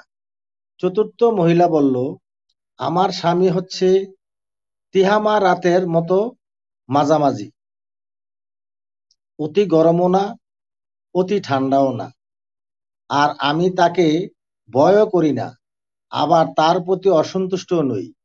পঞ্চম মহিলা বলল, যখন আমার স্বামী ঘরে প্রবেশ করে তখন চিতাবাঘের ন্যায় থাকে, যখন বাইরে যায় তখন সিংহের ন্যায় তার স্বভাব থাকে, এবং ঘরের কোনো কাজের ব্যাপারে কোনো প্রশ্ন তোলে না। ষষ্ঠ মহিলা বলল, আমার স্বামী যখন খেতে বসে তখন সব খেয়ে ফেলে, যখন পান করে তখন সব শেষ করে, যখন নিদ্রা যায় তখন একাই চাদর বা কাঁথা মুড়ি দিয়ে শুয়ে থাকে, এমনকি হাত বের করেও আমার খবর নেয় না। সপ্তম মহিলা বলল, আমার স্বামী হচ্ছে পথভ্রষ্ট অথবা দুর্বল মানসিকতার সম্পন্ন এবং চরম বোকা, সব রকমের দোষ তার আছে, সে তোমার মাথায় বা শরীরে অথবা উভয় স্থানে আঘাত করতে পারে। অষ্টম মহিলা বলল, আমার স্বামীর পরশ হচ্ছে খরগোশের মতো এবং তার দেহের সুগন্ধ হচ্ছে জারনাব মানে এক প্রকার বন্য ফুল এর মতো। নবম মহিলা বলল, আমার স্বামী হচ্ছে অতি উচ্চ অট্টালিকার মতো এবং তার তরবারি ঝুলিয়ে রাখার জন্য যে চামড়ার লম্বা ফালি পরিধান করে, অর্থাৎ সে দানশীল ও সাহসী। তার ছাই ভস্ম প্রচুর পরিমাণে, অর্থাৎ প্রচুর মেহমান আসে এবং মেহমানদারিও হয়, এবং মানুষের জন্য তার গৃহ অবারিত। লোকজন তার সঙ্গে সহজেই পরামর্শ করতে পারে। দশম মহিলা বলল, আমার স্বামীর নাম হলো মালিক। মালিকের কি প্রশংসা আমি করব? যা প্রশংসা করব সে তার চেয়ে ঊর্ধ্বে। তার অনেক মঙ্গলময় ওট আছে। তার অধিকাংশ ওটকেই ঘরে রাখা হয়, অর্থাৎ মেহমানদের জবাই করে খাওয়ানোর জন্য, এবং অল্প সংখ্যক মাঠে চড়ানোর জন্য রাখা হয়। বাঁশির শব্দ শুনলেই উটগুলো বুঝতে পারে যে তাদের মেহমানদের জন্য জবাই করা হবে। একাদশতম মহিলা বলল, আমার স্বামী আবু জার, তার কথা আমি কি বলবো? সে আমাকে এত বেশি গহনা দিয়েছে যে আমার কান ভারী হয়ে গেছে, আমার বাজুতে মেদ জমেছে, এবং আমি এত সন্তুষ্ট হয়েছি যে আমি নিজেকে গর্বিত মনে করি। সে আমাকে এনেছে অত্যন্ত গরিব পরিবার থেকে, যে পরিবার ছিল মাত্র কয়েকটি বকরির মালিক। সে আমাকে অত্যন্ত ধনী পরিবারে নিয়ে আসে, যেখানে ঘোড়ার হর্ষধ্বনি এবং ওটের হাওদার আওয়াজ এবং শস্য মাড়াইয়ের খসখসানির শব্দ শোনা যায়। সে আমাকে ধন সম্পদের মধ্যে রেখেছে। আমি যা কিছু বলতাম সে বিদ্রূপ করত না, এবং আমি নিদ্রা যেতাম এবং সকালে দেরি করে উঠতাম, এবং যখন আমি পান করতাম অত্যন্ত তৃপ্তি সহকারে পান করতাম। আর আবুজার আম্মার কথা কি বলবো? তার পাত্র ছিল সর্বদা পরিপূর্ণ এবং তার গড় ছিল প্রশস্ত। আবুজার পুত্রের কথা কি বলবো? সেও খুব ভালো ছিল। তার শয্যা এত সংকীর্ণ ছিল যে মনে হতো যেন কোষবদ্ধ তরবারির, অর্থাৎ যে অত্যন্ত হালকা পাতলা দেহের অধিকারী। তার খাদ্য হচ্ছে ছাগলের একখানা পা। আর আবুজার কন্যা সম্পর্কে বলতে হয় যে সে কতই না ভালো। সে বাপ মায়ের সম্পূর্ণ বাধ্যগত সন্তান। সে অত্যন্ত সুস্বাস্থ্যের অধিকারিণী। সে কারণে সতীনরা তাকে হিংসা করে। আবুজার কৃতদাসীরও অনেক গুণ। সে আমাদের গোপন কথা কখনো প্রকাশ করত না। সে আমাদের সম্পদকে কমাতো না এবং আমাদের বাসস্থানকে আবর্জনা দিয়ে ভরে রাখত না। সে মহিলা আরো বলল, একদিন দুধ দহন করার সময় আবুজার বাইরে বেরিয়ে এমন একজন মহিলাকে দেখতে পেল যার দুটি পুত্র সন্তান রয়েছে। ওরা মায়ের স্তন নিয়ে চিতাবাঘের মতো খেলছিল, মানে দুধ পান করছিল। সে ওই মহিলাকে দেখে আকৃষ্ট হলো এবং আমাকে তালাক দিয়ে তাকে শাদী করলো। এরপর আমি এক সম্মানিত ব্যক্তিকে শাদী করলাম। সে দ্রুতগামী অশ্বের আরোহণ করত এবং হাতে বর্শা রাখত। সে আমাকে অনেক সম্পদ দিয়েছে এবং প্রত্যেক প্রকারের গৃহপালিত জন্তু থেকে এক এক জোড়া আমাকে দিয়েছে, এবং বলেছে, হে উম্মে আরজা, তুমি এই সম্পদ থেকে খাও, পরিধান করো এবং উপহার দাও। মহিলা আরো বলল, সে আমাকে যা কিছু দিয়েছে তা আমু যার একটি ক্ষুদ্র পাত্র পূর্ণ করতে পারবে না, অর্থাৎ আবুজার সম্পদের তুলনায় খুবই সামান্য ছিল। আয়েশা রাদিয়াল্লাহু বললেন, রাসূল সাল্লাল্লাহু আলাইহি সাল্লাম আমাকে বললেন, আবুজার তার স্ত্রী উম্মে যার প্রতি যেরূপ, আমিও তোমার প্রতি তদ্রূপ। পার্থক্য এইটুকুই, আমি তোমাকে তালাক দেব না এবং তোমার সাথে উত্তম ব্যবহার করব। আচ্ছা, আলম ভাই, এই যে আবু জাররা, হাদিস নাম্বারটা প্রথম আবার দেখান।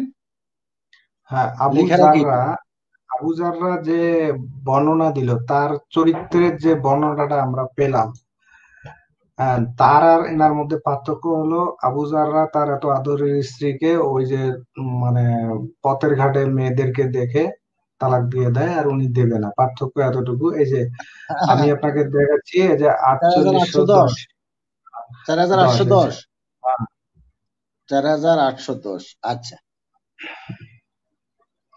আমি এটা hadithbidi.com থেকে আপনাকে দেখালাম। ঠিক আছে।